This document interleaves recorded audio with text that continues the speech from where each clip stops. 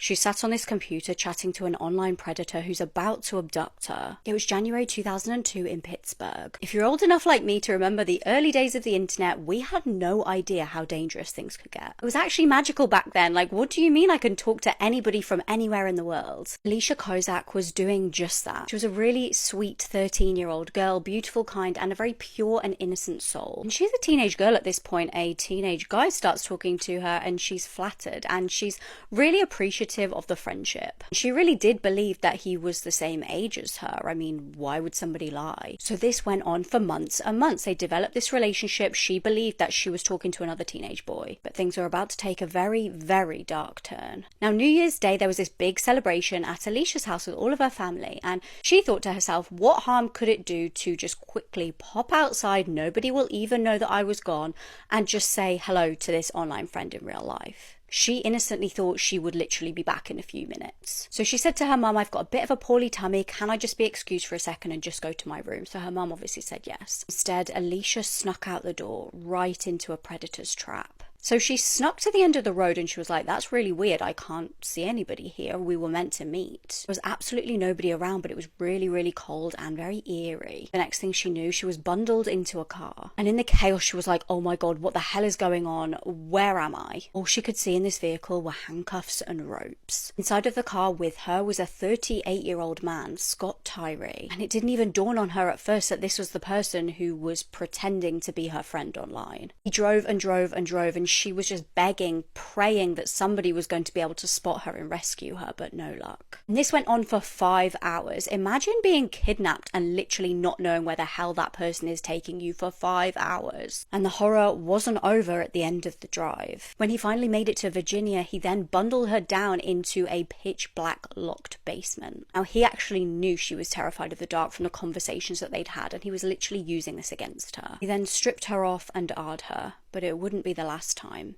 Alicia endured days and days of sickening, relentless abuse. And it gets even worse than it already sounds, because he wasn't just doing this for his own sick gratification.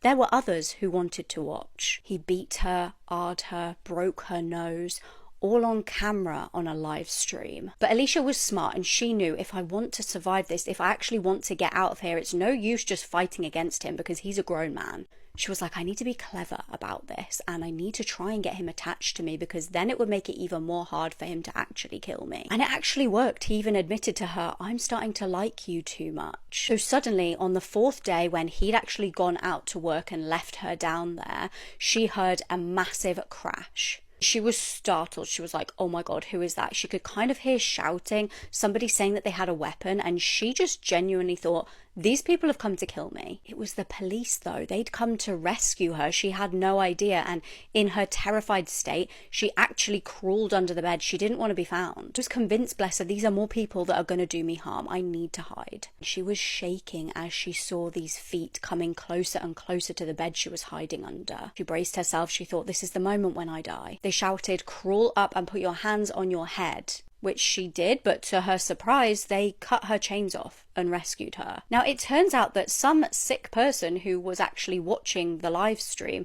decided that they wanted to do the right thing and report this to the police because they recognized the girl's face from like missing posters. So I guess even bad people can do good things sometimes. The FBI were thankfully able to track that IP address and race over to Scott's property. About half an hour later, they managed to track Scott down himself as well at work. I think one of the parts of this case that shocked me the most, I don't know about you guys, is the fact that Scott had a daughter who was virtually the same age as Alicia. In 2003, Scott was given 19 years and 7 months in prison, but surprise, surprise, did not serve his whole sentence. He was released in 2019, but again, surprise, surprise, he actually was sent back later after violating parole. He was released again in 2021. Alicia now has a master's degree in forensic psychology and has dedicated her life to being an advocate for online safety and a motivational speaker.